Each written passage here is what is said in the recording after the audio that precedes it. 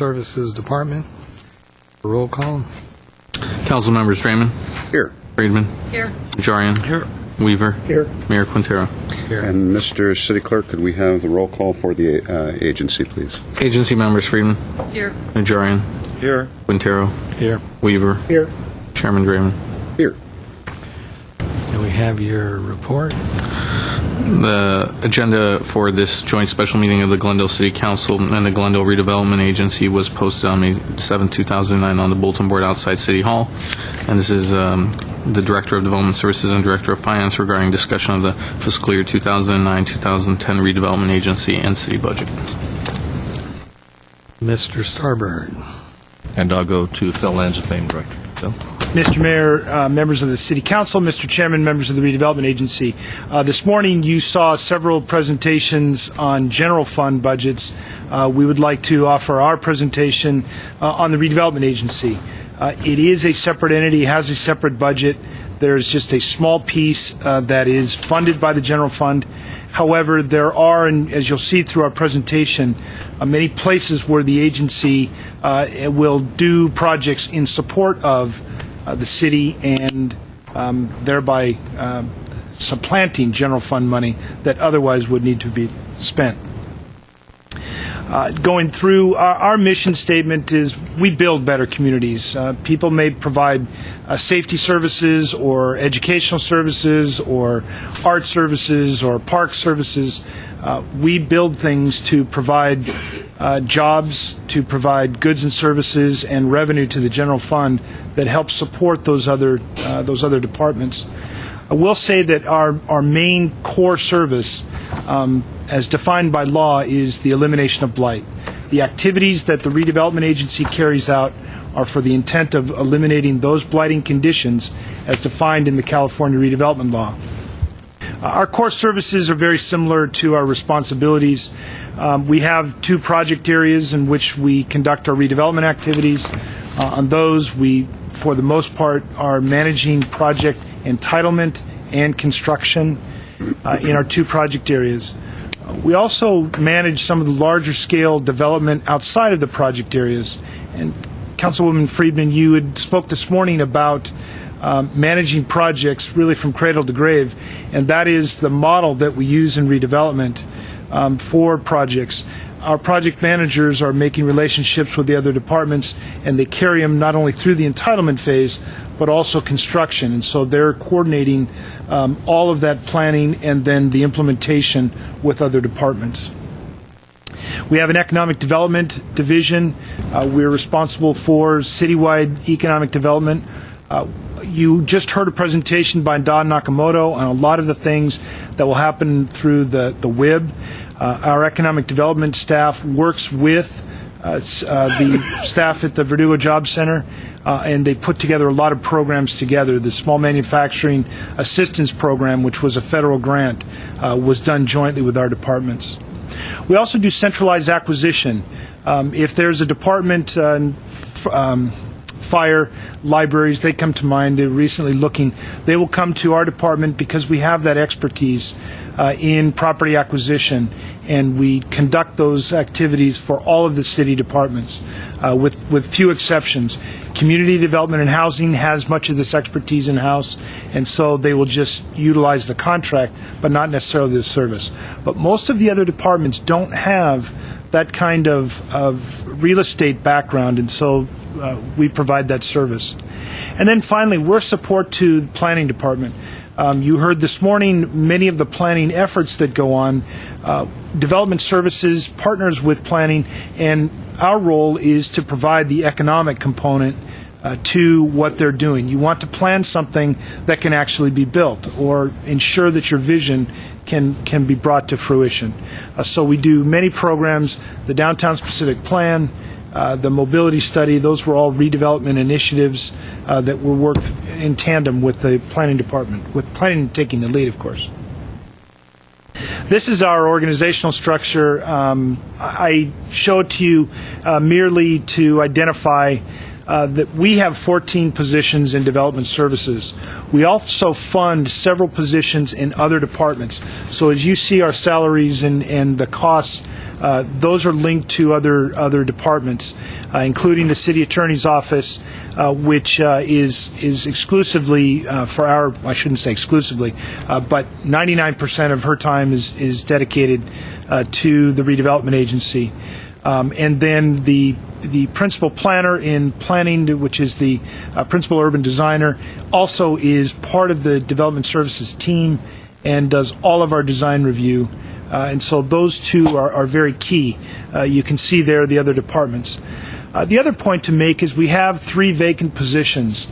One of the things that we would be proposing to assist, again, to look to generate revenue for the general fund, we would propose a film unit within the Economic Development Department so that we do have a liaison with the filming industry and can promote and coordinate and market the city of Glendale as a venue to film. We have two project manager level positions open. We propose keeping one of those open to fund that spot on a pilot basis, and then it would be our hope that that position would pay for itself with the revenue generated paying city fees and whatnot to go to the general fund. The other position, because they are senior positions, the other position could actually be split into 2 and fund 2 lower level positions, assuming that they are redevelopment or economic development oriented. These are the accomplishments. You see at the bottom the proposal for a filming unit. Just to touch on a couple things, last year, at the end of last year, the Americana brand was our big splash, our big contribution. This year, the Embassy Suites Hotel opened. These are examples of how our contribution, the redevelopment agency's contribution, in terms, we've not only eliminated blight, but we're generating revenue and jobs. These 2 projects, the Americana brand and the Embassy Suites, were actually figured in your financial strategy that the finance department brought to you some time ago, and they continue to be. Likewise, the Hyatt Place Hotel that we're talking about on the corner of Wilson and Central. That will be a project the redevelopment agency initiates and sponsors, but the benefit we see going to the general fund and providing jobs and services. In 2007, I'm going to digress a little bit from the template you've seen before. In 2007, the City Council and Redevelopment Agency adopted a policy to set aside 75% of all the tax increment generated from residential, I'll say non-baseline residential projects. In addition to that, 25% of all non-baseline commercial projects. And by baseline, I mean those projects that were already in our cash flow and will be generating revenue that will fund the bond that's contributing to the CIP. So everything outside of those, we were going to set money aside for parks and libraries. You asked us to come back at budget with an annual report. This is our opportunity to do that. It's a quick report. You see there the annual accounting. Those are the areas that we were to report on. We have not seen any development in any funds that go here because of the credit freeze that we're dealing with now. We don't anticipate seeing this for some time. This is a snapshot of our budget. These are all of our funds combined. A couple of notes to make for you. The maintenance and operation there's an increase of $2.5 million. That is for the most part pass-throughs to other taxing entities, including the city of Glendale. That's where that increase comes. We're also showing here a little over $2 million. That is the repayment of the city loan. We borrowed money in 1972 and in subsequent years from the city. And to establish the debt that we required, every year we make a contribution back, a payment back to the general fund. You can see on the next line the money that is transferred to the low and moderate income housing. So that is a total number. It's increased almost $1 million from prior years. And then our CIP. This is the breakdown by project area. The numbers, they add up to what you saw in the prior slide, just to show on the CIP, the Alex Theater, and then the ARC Library Connection. Those are really the only two projects that we're asking for additional funding to do. We have money in our CIP accounts, agency accounts, to take care of the other projects that we're working on. Here's the picture in the San Fernando Road project area, San Fernando Road corridor. Again, CIP, two projects, KBC 7 and GC 3. These are both agreements with the Walt Disney Company. And the purpose there, the agreement had us setting aside a certain percentage of the increment to fund public improvements that benefit the North Corridor, the North San Fernando Road corridor, mostly above the 134 freeway. Again, the big number increase is in the maintenance and operation, which is the pass-throughs to other taxing entities. Here is our economic development program. It is proposed at $450,000, and that is our citywide program.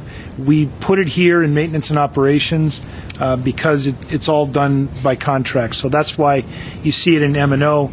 But that is our complete economic development program, with the exception of this small amount, a little over $10,000 from the general fund.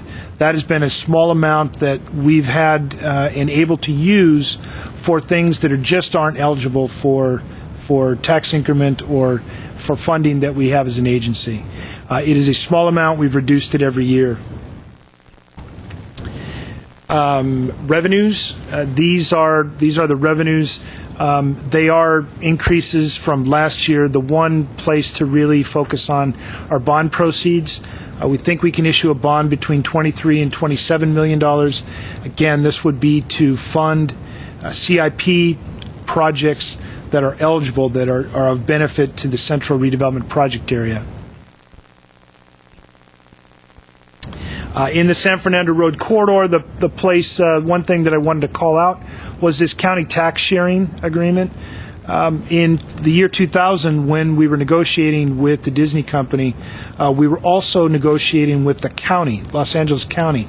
We passed through about 50% of our tax increment after housing set aside to the county, and that was by agreement from 1992. As part of this negotiation, the county agreed to pass back to us up to $74 million to do regional improvements. When you look at our bottom line for the corridor, you may see a number. Just remember that the expenditures for the county tax sharing funds, they are somewhat restricted to a list of regional improvements. And finally, some of the challenges and impacts that we foresee. The central project area is going to sunset in the year 2015.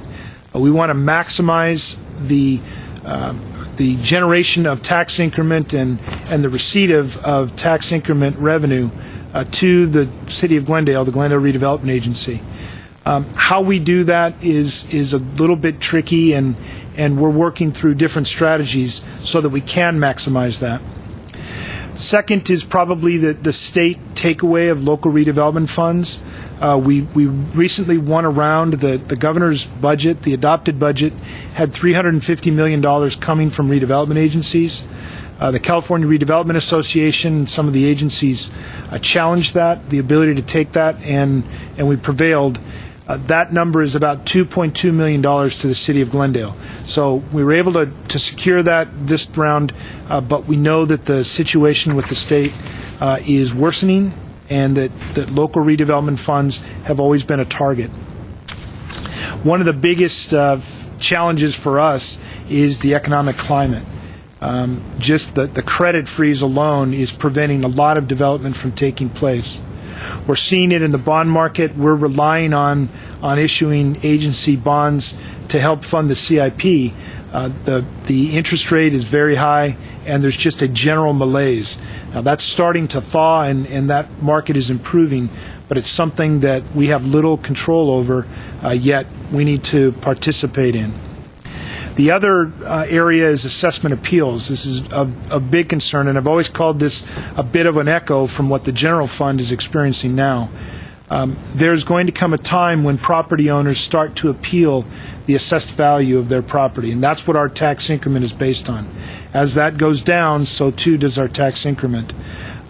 We will be looking at these. Typically, it takes 2 years for those appeals to work their way through. So we could be looking at some decrease in tax increment revenue in the next 12 to 24 months.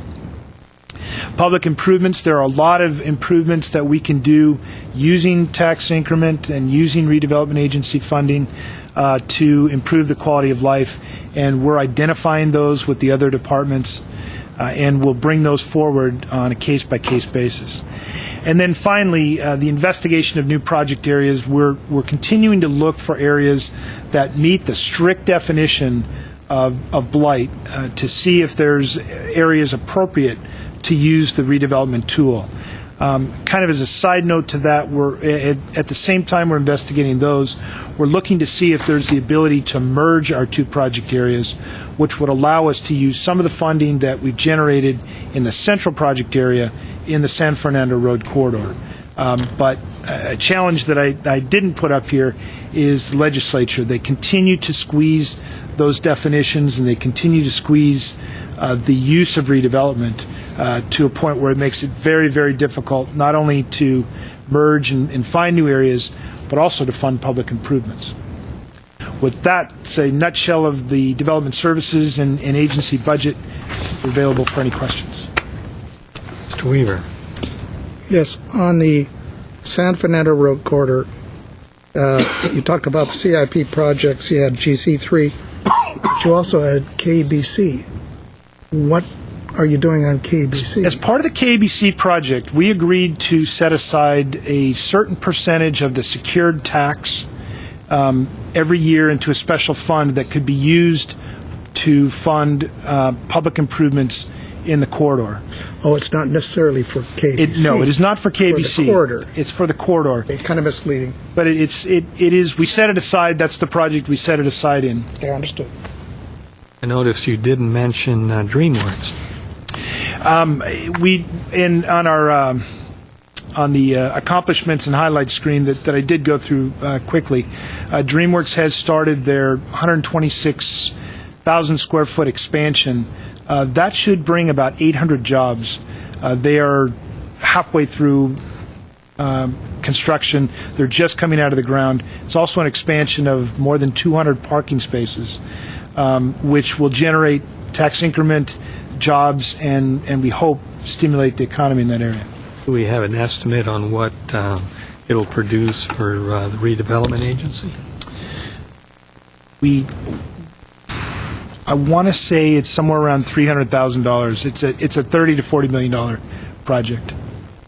And then the bonds that you're talking about for the central project area, what do you have in mind doing with that money?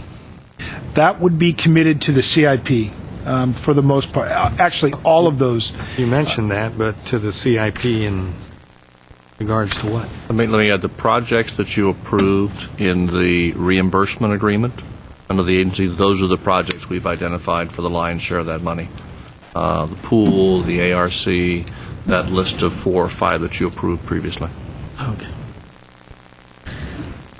Mr. Najarian. On the DreamWorks project, just for one, they need to pay that park impact fee, correct? They do not pay the park impact fee because they've got a statutory development agreement from 1993. So that is not a fee that we could impose on them. Okay, but the increment is collected. The increment is collected, and that we would set aside. Okay. With regard to the affordable housing that's gone on San Fernando, Metropolitan City Lights, Glendale City Lights, Metro Loma, whatever they call those, are those generating the tax increment for the parks? You mean the impact fee? Or are they tax exempt? No, they are not, because I believe they are all, they're nonprofits. They're nonprofit. And so Nonprofits they are don't not do that. taxed. Actually, nonprofit, they are tax exempt. Okay, so they Nonprofits. don't. Right, they're tax exempt. So they're subject to the impact fees, but not tax increment. They don't pay property taxes. Okay. Thank you. Any other questions? I did actually have another question. You mentioned taking one of the positions and modifying it and hiring two lower-level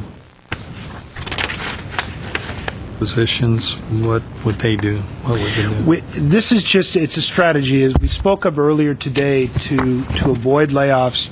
If there are general fund positions that could be moved to non-general fund departments, Development Services has an opportunity to take in, we could, if we split the project, two administrative analyst positions, per se, to avoid a layoff and relieve the general fund of that. It's not something that we would do unless From some other department, you mean? from a general fund department. That would be tied to the redevelopment That's right. area The more? individuals will need to have some basic skills that could adapt to, say, project management and redevelopment agency. And many of the analyst kinds of positions that we have throughout the city could possibly do that kind of work. So in this case, if there's a department that has somebody who would fit and could work in a position, they could transfer into redevelopment and then the position be eliminated or frozen in the general fund department. The same approach that was taken recently with the staff to the Commission on Status of Women. That individual transferred into GWP into an equal position where she will be able to adapt to the work there, and then that position has been eliminated. Yeah, no, I guess my question was, but you'd create two new positions. What exactly would they be doing is what I'm saying. I mean, what They would be doing general redevelopment. redevelopment work? Right. And that's, as Mr. Starbird said, they would have to have some skill set that would allow them to come into the department and then actually be productive in some redevelopment activity. Well, the fact that there's less development going on, some of the proposed hotels, or at least one proposed hotel is sort of in limbo. I know the other one hopefully is still in play. The condos also haven't been brought to market. I mean, would there be a need for more people in your department? Mr. Mayor, we would work with the staff that we have. If there was an opportunity to move somebody, we could find the work for them. The staff that we have is they're all working, much as Mr. Hagani said this morning, they're all working overtime and extra hours just because that's what's expected of them.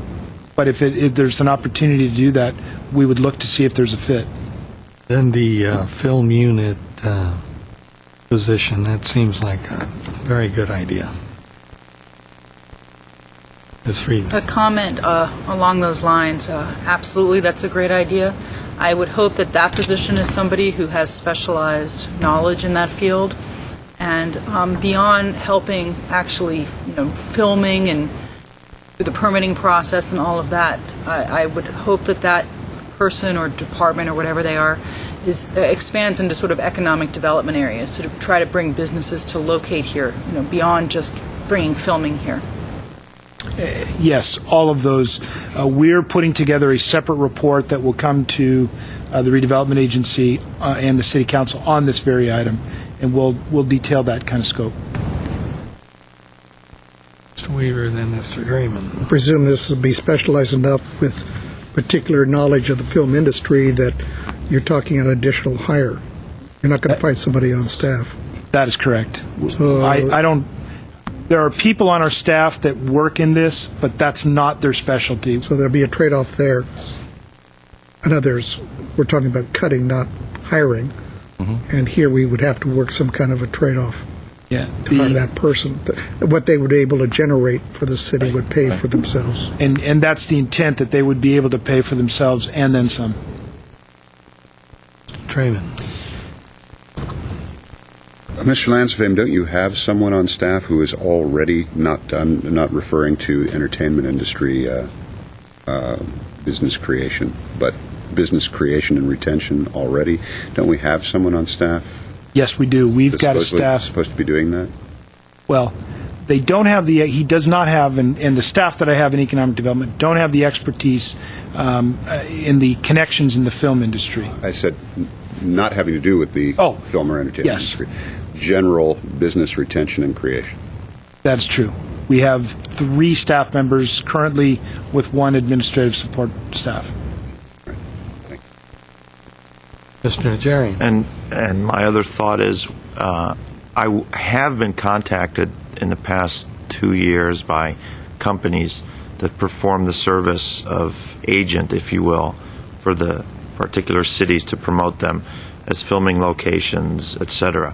So when you come to us with the report, also come back with one of the options for hiring one of these companies. Some of them actually are paid on a contingent basis, contingent upon successfully obtaining filming for the city. So we can discuss that at the appropriate time. Other questions? All right, thank you very much. Thank you. Make a motion to adjourn for the city council. All right. Do we have a motion to... Second. Second. Pardon me. We are Motion. adjourned for city council. Motion for the agency. We'll need to go for... So moved. Oh, okay. All right. So Pardon me. moved for the agency. Is there a second? Second? Okay. The agency is adjourned.